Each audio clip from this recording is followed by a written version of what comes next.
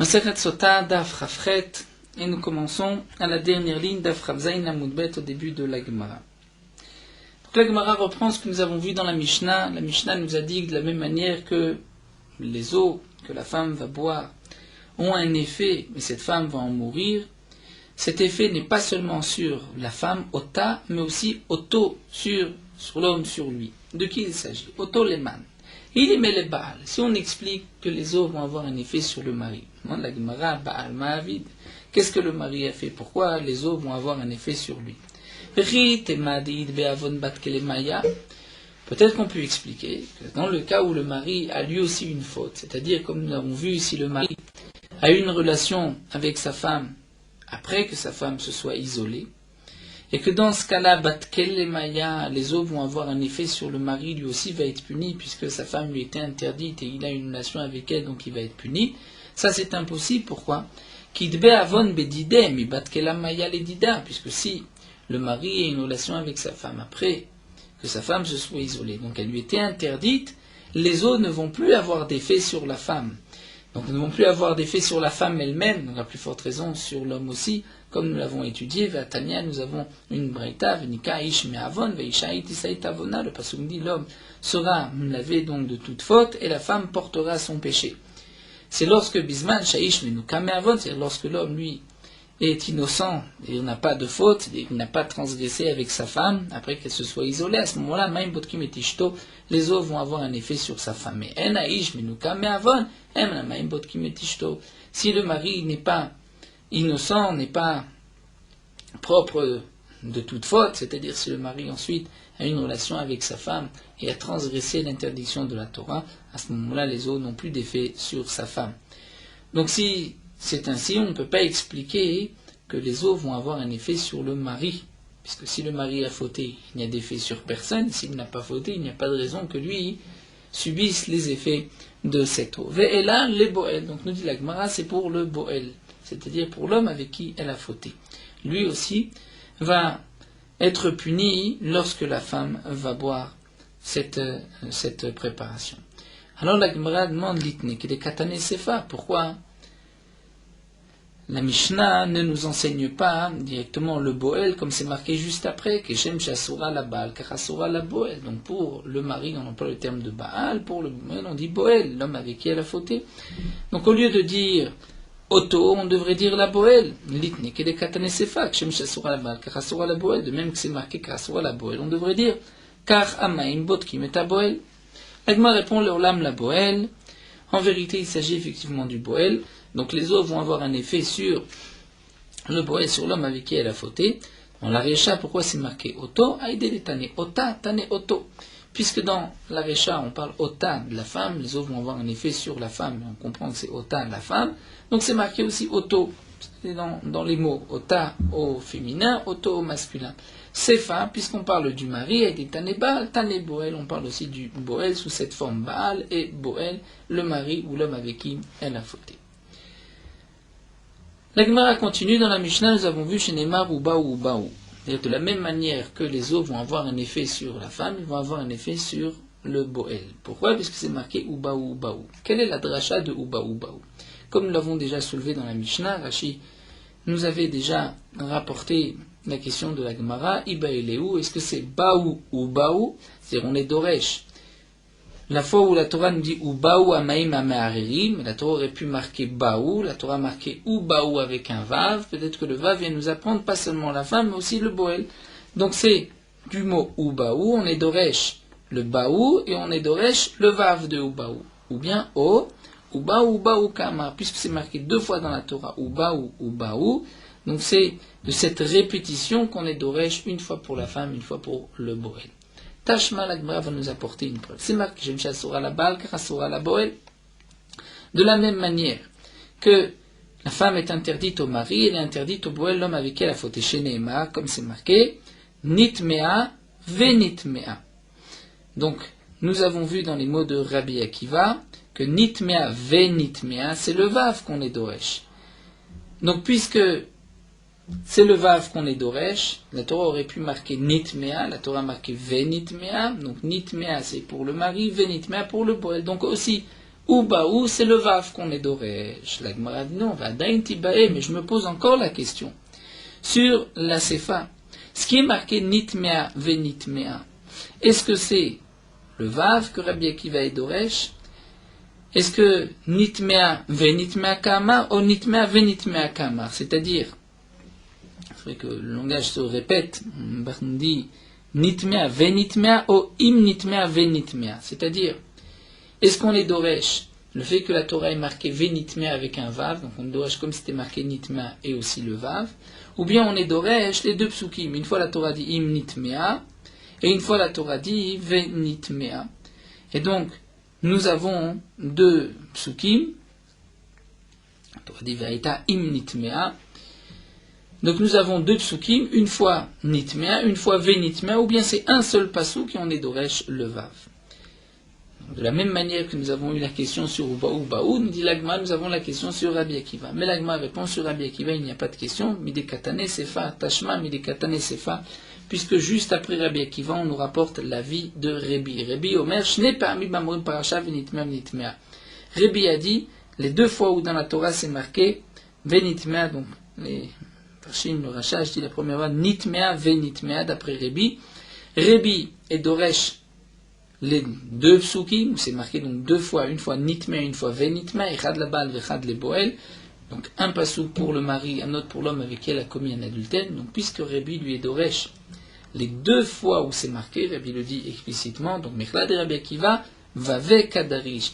Donc on comprend que Rabbi Akiva lui est doresh le vav, c'est-à-dire une fois on est doresh le nitmea, et puisque c'est marqué venitmea, donc on est doresh aussi pour le boel. Donc d'après la Gemara, nous répondons que Rabbi Akiva lui est doresh le vav. Donc sur Rabbi Akiva, nous n'avons pas de question. Rabbi Akiva est doresh le vav. Et donc c'est vrai que le ubaou, d'après Rabbi Akiva, on va être doresh le vav. Donc Ilkar nous dit la Gemara, les Rabbi Akiva shita kra ektive.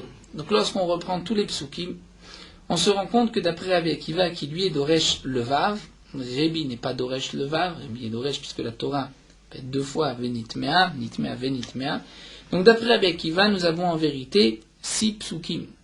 Puisque lorsqu'on regarde les psukim de Ubaou, la Torah a marqué 3 fois Ubaou. Une fois c'est marqué Ubaou amaim amarima elebemea ichlitzvot baten. Ensuite nous avons un pasuk veishka et aisha et me'amarim arim Ubaou ba amaim. Et ensuite nous avons un autre pasuk veishka et amaim ve'aitaim nitmea. Ensuite, Vatimol Ma'al Beisha ou Baouba Amaim Amarim Lemarim. Nous avons 3 fois dans la Torah le mot Ubaou. D'après Rabbi Akiva, puisqu'on est Doresh le Vav, la Torah aurait très bien pu marquer Baou sans Vav. Donc la Torah déjà répète 3 fois Ubaou, Ubaou, Ubaou. C'est marqué aussi à chaque fois avec un Vav, donc c'est comme si c'était marqué 6 fois Ubaou. Donc d'après Rabbi Akiva, nous avons 6 drachot. Il y a Rabbi Akiva Shita Kraektivi. Un pasuk c'est Chad le Tzava'a Dida, Vechad le Tzava'a Dide. C'est-à-dire, nous avons un premier pasuk qui est le Tzava'a, c'est-à-dire, Akadosh Baruch Hu ordonne que cette eau va rentrer dans la femme, va faire un effet dans la femme. Donc, puisque c'est marqué Ubaou avec un Vav, on est doresh une fois pour la femme, et le Vav c'est pour le Boel. Chad le Asiya, le deuxième Ubaou, c'est en pratique lorsque les eaux vont commencer, vont faire leur effet, ou bas où les eaux vont descendre et vont avoir un effet sur elles. Et donc là aussi, c'est marqué au Vav pour nous dire une fois la siyadida, verra de la siyadide, une fois pour la femme, une fois pour le boel. Le troisième Ubaou, c'est l'yedia dida, c'est-à-dire on va dire à cette femme, comme l'Agma l'avait rapporté plus haut, qu'il y a un ordre. C'est-à-dire bien que le Passouk dit que c'est dans la klala, c'est la cuisse qui va tomber, ensuite le ventre qui va éclater, mais dans l'ordre, c'est d'abord le ventre qui va commencer par gonfler, éclater, ensuite la cuisse. Donc on va dire à cette femme, dire attention, sache que, bien que dans la malédiction, c'est d'abord la cuisse et ensuite le ventre, mais les maasé, c'est d'abord le ventre et ensuite la cuisse, pour ne pas que la femme risque ensuite de dire il y a eu une erreur, ce n'est pas à cause de cette eau, puisque le Kohen avait dit le contraire. Donc, Chad Liedi Adida, Vechad Liedi, c'est marqué encore une fois au Baou, un Vav pour elle, pardon, une fois au Baou pour elle, et le Vav pour le Boel. Verebi, lui, Tlatekra écrivé. Rebi, lui, n'a que 3 psukim, puisqu'il n'est pas d'Oresh le Vav. Donc, nous avons Chad le Tzava'a, Vechad le Asiya, Vechad Liedia. Un pour la Tzava'a, dire pour l'ordre, Akadosh Baruch Hu dit cette eau va rentrer et va, donc Akadosh Baruch Hu décrète sur l'eau que cette eau va avoir un effet sur la femme. Chad le Asiya, où la Torah dit l'eau descend et a un effet sur la femme. Vechad Liedia, où on fait savoir à cette femme, attention, cette eau va avoir un effet sur toi. Verebi, alors demande l'agma d'après Rebi, puisqu'on n'est pas d'Oresh le Vav, comme nous le voyons par la suite de Nitmea. Donc dans le premier pasuk ou Baou, comment on va être d'Oresh que les eaux vont avoir un effet sur le Boel? Keshem Shamaim Botkimota Kar Batkimoto Menale, d'où est-ce que Rebi l'apprend? Alors l'agma répond, Nafkale Medetania. Rebi l'apprend de ce pasuk, que nous voyons dans la Braïta. La Braïta nous dit, Lisvot Baten Velan Pil Yarer. La Torah a dit que les eaux vont rentrer, vont avoir un effet dans ses entrailles, vont gonfler le ventre et faire tomber la cuisse. Il s'agit du ventre et de la cuisse de qui? Bitno ve'ircho shel Boel. D'après Rebi, dit la Braïta, donc ça c'est la Braïta d'après Rebi, c'est le ventre et la cuisse du Boel, c'est-à-dire de l'homme avec qui elle a fauté. Est-ce que c'est la cuisse de l'homme avec qui elle a fauté ou de cette sota? Puisque j'ai un autre pasouk qui me dit que son ventre va gonfler, sa cuisse va tomber, et donc donc la Torah nous parle ailleurs du din de la femme. C'est bitnov et shel Boel, donc de là Rebi nous apprend qu'il s'agit aussi du ventre et de la cuisse du Boel, de l'homme avec qui elle a fauté. Alors la Gemara nous dit Ve'edar, c'est-à-dire d'après les Chachamim, pourtant nous avons ici un pasuk d'Itzvot Bat Nepilerer qui est en trop, puisque c'est déjà marqué à propos de la femme. Donc c'est vrai que ça nous laisse entendre que c'est là pour le Boel. La Gemara répond non. Hahu de modale Kohen de Beten Beresha Vadar Yerer Shelo Leotzilaz Alamaim Amarim. Ce pasuk vient nous dire que le Kohen doit faire savoir à cette femme, lui dire attention, bien que dans la klala, comme nous l'avons dit, c'est marqué d'abord la cuisse et ensuite le ventre, mais les os vont avoir un effet comme elles descendent, c'est d'abord le ventre et ensuite le yerer, la cuisse, pour ne pas qu'on sorte un laaz même, que la femme dise ce n'est pas les os qui ont un effet sur moi, puisque le Kohen avait dit que c'était d'abord la cuisse, ensuite le ventre, là ça a été le contraire. Ve'edar, alors on retourne à Rebi, où c'est marqué comment on apprend cette idea que le Kohen doit lui faire savoir. Bitna ve'yerecha, mai beten ve'yerer, dire la Torah aurait dû marquer à chaque fois donc bitna ve'yerecha. Pourquoi c'est marqué une fois mitzvot baten ve'lan pil yarer? C'est que la Torah veut nous faire sous-entendre ici qu'il s'agit aussi donc au masculin beten ve'yerecha, pas au féminin bitna ve'yerecha, pour nous dire shma mina le boel, que c'est aussi pour le boel, que lui aussi avoir un effet de ses os. Alors demande l'agma vima coulé la rioudeate, peut-être qu'en vérité ça ne vient que pour cela, mais on ne sait pas que le Kohen doit dire à cette femme, c'est juste pour dire que le boel va aussi recevoir les effets de ses os. Alors la Torah, l'agma nous dit, la Torah aurait dû marquer, la Torah aurait dû marquer vraiment au singulier avec un va, bitno veyerecho, puisque c'est marqué beten veyerer. Donc on apprend deux choses. On apprend que le Kohen doit dire à la femme dans l'ordre, ça va être d'abord le ventre, ensuite la cuisse, mais aussi, de ce passou qu'on apprend, que les os vont avoir un effet et sur la femme, mais aussi sur le boel, sur l'homme avec qui elle a fauté. Donc nous avons compris d'après Rebi et d'après les Chachamim comment on est d'Oresh et les Psukim. D'après Rebi c'est sans le Vav, d'après les Chachamim c'est avec le Vav. Bon, ou 6 drachot ou seulement 3 drachot, comme la Gemara nous l'a expliqué d'après Rebi. La Gemara continue, nous avons vu Amarabushua, Kachaya Doresh, Zecharia, Ben Nakatsav. C'est-à-dire on est d'Oresh les Nitmea Venitmea comme Rabbi Akiva. La Gemara va reprendre les psukim Nitmea Venitmea et va être d'Oresh, va expliquer chaque pasuk. Tanu Rabbanan. Shalosh Pa'amim Ma'amurim Beparasha. Il y a 3 fois où c'est marqué dans la parasha de Sota le Im Nitmea, c'est-à-dire si elle est devenue impure. Nous avons un premier pasuk qui est Im Nitmea. C'est-à-dire, le Kohen doit faire boire à cette femme. Si la femme im nitmea vaïta im nitmea, à ce moment-là, les eaux vont entrer, vont avoir un effet sur elle. Nous avons un autre passou qui dit vei nitmea, c'est-à-dire le mari était mécané sa femme, elle est impure, vehinitmea, ou bien, dit le pasuk, veilonitmea, elle ne l'est pas. Donc nous avons une fois imnitmea, une autre fois vehinitmea, et un troisième pasuk qui nous dit venitmea, de la femme qui a dévié de son mari, venitmea avec un vav. Lama, pourquoi ces trois psukim? Echad le Baal, ve'echad le Boel, ve'echad le Trouma d'Ivre Rabbi Akiva. Rabbi Akiva nous dit, on doit expliquer les psukim ainsi. Un pasuk vient nous dire que la femme est interdite à son mari les Baal. L'autre pasuk, Nitmea, elle est impure, les Boel, à l'homme avec qui elle a fauté. Ve'echad le Trouma. Et l'autre pasuk vient nous dire que la femme ne pourra pas consommer de la terouma dorénavant. Même si elle est fille de Cohen, son mari était un Cohen, elle ne pourra pas manger de terouma, puisque cette femme s'est isolée, elle est impure, elle a fauté, elle ne pourra plus manger de terouma, elle est considérée comme elle a une relation avec un homme. Et donc, cette relation lui interdira de manger de la terouma d'après Rabbi Akiva. Amar Rabbi Ishmael dit à Rabbi Akiva, Kalva Chomer.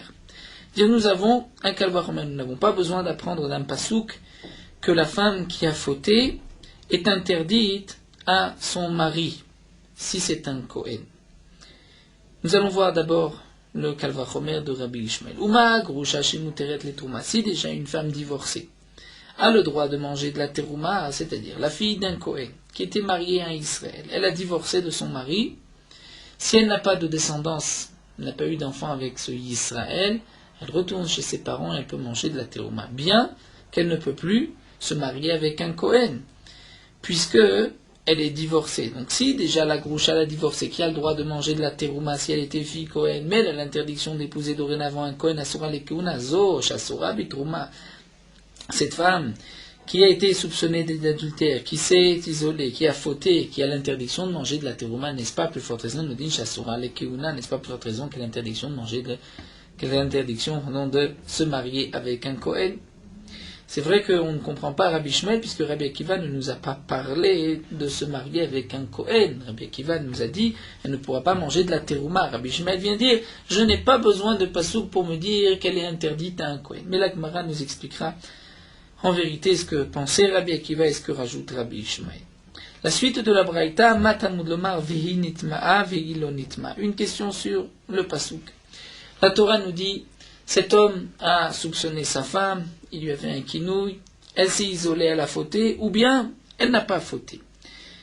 Demande la Gemara, Im nitmea la mashota, im non nitmea la mamashke. Si cette femme a fauté, c'est-à-dire on est sûr qu'elle a fauté, parce qu'on dit elle a fauté, la Torah dit elle n'a pas fauté. Si on est sûr qu'elle a fauté, pourquoi on lui fait boire? Si on est sûr qu'elle n'a pas fauté, pourquoi on lui fait boire aussi? En vérité, Magid lecha katuv, le pasuk vient t'apprendre ici, Shasafek Asura. Dire que cette femme, lorsqu'il y a un doute, est-ce qu'elle a fauté ou pas, la Torah nous dit, puisque j'ai un doute, peut-être qu'elle est impure, peut-être qu'elle ne l'est pas. Donc la Torah dit, on doit faire boire à cette femme pour enlever tout soupçon, tout doute. Et si on ne lui fait pas boire, elle est interdite. Donc la Torah vient dire, Magid lecha Shasafek Asura, lorsqu'il y a un doute, elle est Asura. Dire la Torah vient dire cette femme sota, je ne sais pas si elle a fauté ou pas, puisqu'elle s'est isolée, elle était toute seule.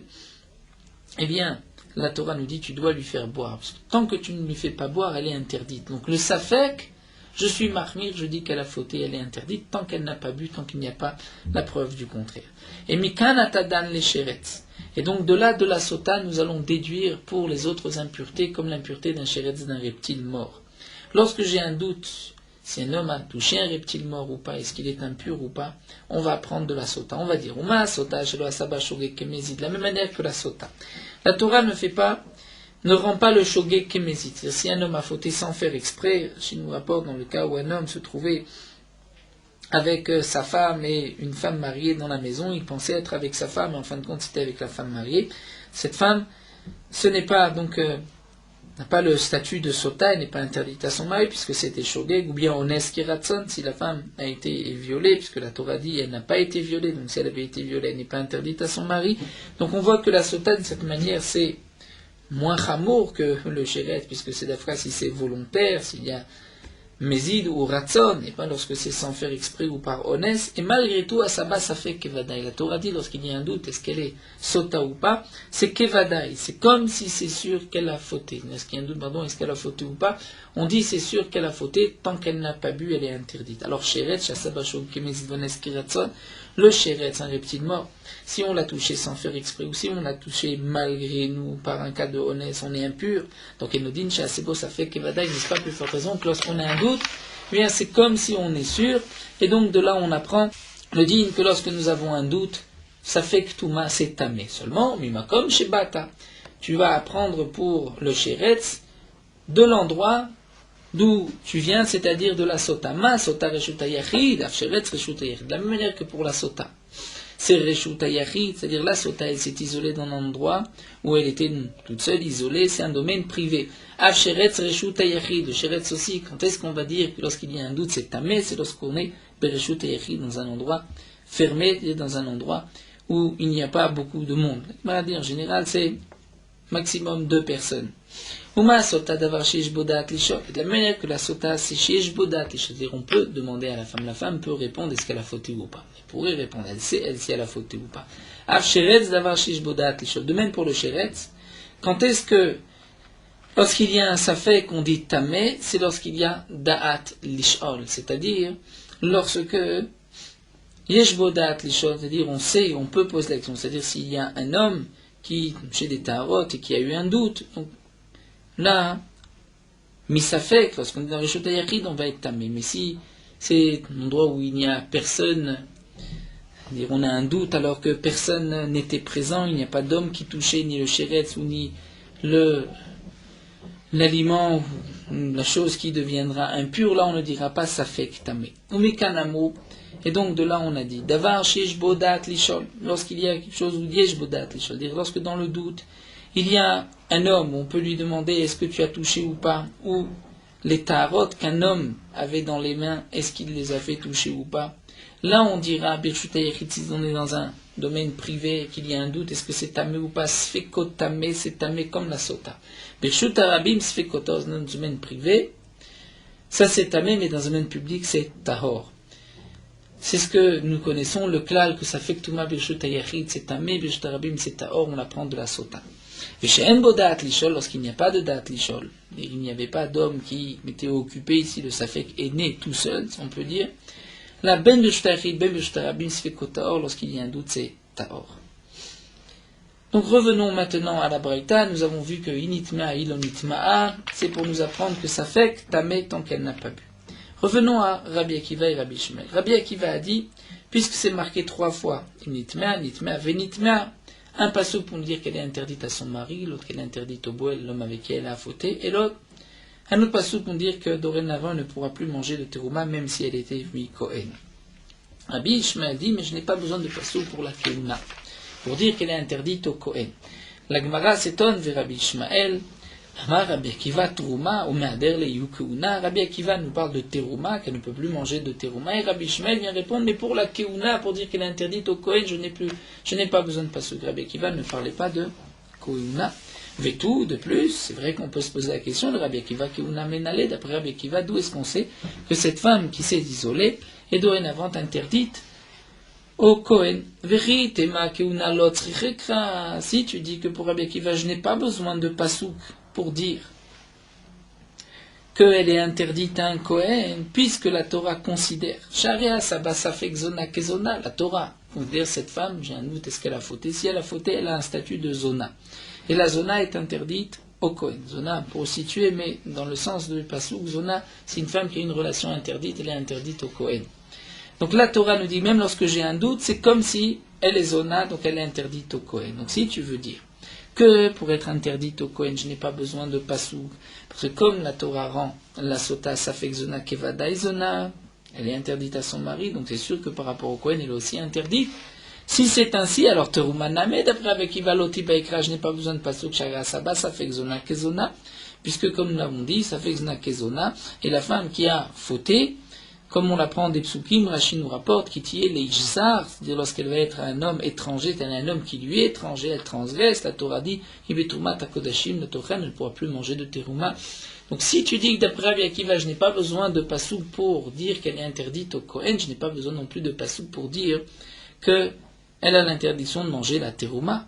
Donc pour Rabbi Akiva, on est obligé de dire qu'il nous faut un pasouk pour terouma comme keuna. Alors la Gemara reprend, elle a les Rabbi Akiva, arba'a kra'ektive. On va dire d'après Rabbi Akiva qu'il y a en vérité 4 psukim. C'est vrai que c'est marqué 3 fois, nous avons vu nitmea. Une fois im nitmea, l'autre fois nitmea, ve nitmea, et la troisième fois ve nitmea. Mais nous avons vu plus haut que d'après Rabbi Akiva, on est d'oresh le vav. Donc le vav de ve nitmea, c'est comme c'était marqué nitmea, et le vav c'est une nouvelle dracha comme c'était marqué une autre fois. Donc nous avons en vérité 4 pasouk.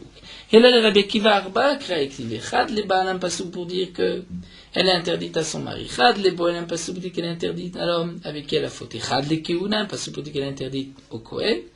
Chad le trouma pour nous dire qu'elle ne pourra plus manger de terouma dorénavant. Et donc là maintenant on comprend que Rabbi Shmuel est venu dire mais je n'ai pas besoin de pasouk pour la keuna. Puisque keuna je la prends d'un kalvachomer. Si elle est interdite, elle ne peut pas, comme nous l'avait dit Rabbi Ishmael, dans le Kalvachomer, si elle a l'interdiction de manger de la terouma, c'est sûr qu'elle est interdite à un Kohen. Alors l'Agma nous explique, Rabbi Ishmael, lui, tlatik réactivé. Lui, Rabbi Ishmael n'a que 3 psukim. Pourquoi? Puisque Rabbi Ishmael n'est pas d'oresh le vav. Donc nous avons im nitmea, vehi nitmea et le ve nitmea. C'est comme c'est marqué juste 3 fois. C'est marqué 3 fois. Donc on n'a pas ce 4e de Rabbi Akiva. Et donc, d'après Rabbi Ishmael, un pasuk chad le baal, qu'elle est interdite au mari, chad le boel, qu'elle est interdite à l'homme avec qui elle a fauté, chad le trouma, quelle est l'interdiction de consommer dorénavant de la terouma, et keuna tebe kalvachomer, c'est l'interdiction de manger de la terouma, donc on sait pe kalvachomer, qu'elle ne pourra plus dorénavant se marier avec un Kohen. Et là nous terminons avec une question de la Gemara sur Rabbi Ishmael, Rabbi Ishmael, mimaïdi tzir kra le trouma avec keuna tebe kalvachomer. D'après Rabbi Ishmael, nous avons 3 psukim. Donc le 3e pasouk, on va dire que la Torah interdit à cette femme qui s'est isolée, qui a fauté, de consommer de la terouma. Et ensuite, on va dire par un kalvachomer, comme avait dit Rabbi Ishmael plus haut dans la Braïta, que elle sera interdite à un Kohen. Mais qui te dit, Rabbi Ishmael, que le pasouk vient pour interdire la terouma et la keuna sans kalvachomer? Peut-être que le pasouk dit ma kitzterich le keuna. Peut-être que le pasouk vient nous dire juste qu'elle a l'interdiction de se marier dorénavant avec un Kohen. Mais peut-être que Trouma Sharia, elle pourra manger de la terouma. Donc toi tu dis qu'elle a l'interdiction de manger de la terouma. Ensuite tu dis que c'est un kalvachomer qu'elle a interdit à un Kohen. On a qu'à dire le contraire. Elle a l'interdiction de se marier avec un Kohen, mais la terouma c'est permis puisque pour la terouma je n'ai plus de kalvachomer et je n'ai pas de pasouk. Amar lecha. Rabbi Ishmael te répond. Ce n'est pas une question. Mistabra Dumia Debal. Étant donné que j'ai 3 psukim, le premier et le 2e pasouk, c'est pour nous dire qu'elle est interdite au mari et elle est interdite, le 2e pasouk, au boel. Au boel, à l'homme avec qui elle a fauté. Qu'elle est interdite au mari, qu'elle est interdite au boel, c'est Mechaïm, Maba, le boel Mechaïm, c'est-à-dire du vivant du mari. Le mari est encore vivant, elle a l'interdiction de se marier avec le mari. Et même si le mari est encore vivant, elle a l'interdiction de se marier avec cet homme avec qui elle a fauté. Bien sûr, même après, mais même du vivant. Donc, afteruma, c'est-à-dire le 3e pasouk, on va l'expliquer dans un contexte où le mari est encore vivant. C'est-à-dire que le mari est encore vivant, même s'il divorce, elle ne pourra plus manger de terouma. Afteruma name mechaim, du vivant du mari, elle ne peut plus manger de terouma. Mais d'expliquer le pasouk, que le pasouk vient nous dire, elle sera dorénavant interdite à un Kohen. C'est seulement si le mari meurt, puisque si le mari divorce, elle est de toute manière interdite parce qu'elle est divorcée. Donc on parle dans le cas où le mari est mort. Ça, la Gemara nous dit, Bishmel, on ne veut pas expliquer ainsi la fouki keuna de l'achnuta. On ne peut pas dire que le 3e pasouk vient keuna, puisque keuna c'est après la mort du mari, et donc on préfère dire 2 psukim du vivant du mari, le 3e aussi du vivant, plutôt que dire 2 psukim du vivant, le 3e après la mort. Donc c'est pour cela que d'après Rabbi Ishmael, le 3e pasouk c'est pour nous dire qu'elle ne peut pas manger de la terouma et la keuna, je la prends par un kalvachomer. Vers Rabbi Akiva, nous dit l'agma, on revient à Rabbi Akiva, Dumia de Baal ou Boel letlei. Lui Rabbi Akiva dit non. On n'est pas obligé d'expliquer le 3e pasouk que c'est aussi du vivant comme Baal ou Boel. Même s'il dit la Gemara, Rabbi Akiva a pensé que on peut expliquer ainsi du vivant, et donc on va dire que c'est pour la Teruma, et donc on se posera la question, mais la Keuna, on n'a pas besoin de Passou, parce que c'est un Kalvachomer. Rabbi Akiva fait rentrer ici une notion bien connue, Milta Da'ate beKalvachomer Tarar vekatav lakra. C'est-à-dire parfois il y a des choses qu'on aurait pu apprendre d'un Kalvachomer, mais ce n'est pas une question. La Torah va quand même l'apprendre. Le 4e pasouk vient nous dire qu'elle a l'interdiction de se marier avec un Kohen, même si c'est vrai qu'on aurait pu apprendre cela d'un Kalvachomer. Parfois la Torah va, entre guillemets, se fatiguer et marquer même ce qui aurait pu être appris par un Kalvachomer. Donc nous avons les drachot d'après Rabbi Akiva, d'après Rabbi Ishmael. On comprend aussi donc ce que Rabbi Ishmael avait posé comme question à Rabbi Akiva. Pourquoi un pasouk pour la Keuna? Nous avons un Kalvachomer. Et la conclusion de la Gemara, c'est que Rabbi Akiva nous dit, malgré le Kalvachomer, la Torah peut aussi marquer qu'elle est interdite à un Kohen. Nous allons nous arrêter ici. On reprendra la suite de cette Braïta avec Nishpodat, le shot de la Sota, dans le Daf, le suivant, Bezrat Hashem. Nous poursuivons avec Morot Halacha, Daf Chafret.